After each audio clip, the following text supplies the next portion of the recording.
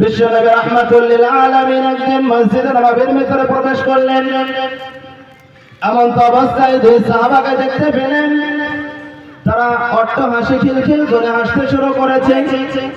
রাসূল পাক সাল্লাল্লাহু আলাইহি ওয়াসাল্লাম তাদের দিকে ইঙ্গিত করে বললেন, ও আমার সাহাবারা, তোমাদের যদি জীবনের স্বাদ বিনষ্টকারী জিনিস কখনো স্মরণ আসতো, তাহলে তোমরা কখনোই এমন খিলখিল করে হাসতে পারতে না।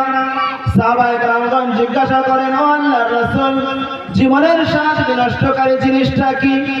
রাসূল পাক সাল্লাল্লাহু আলাইহি ওয়াসাল্লাম জানিয়ে দিলেন, আল মাউত, অর্থাৎ মৃত্যুকে স্মরণ করা।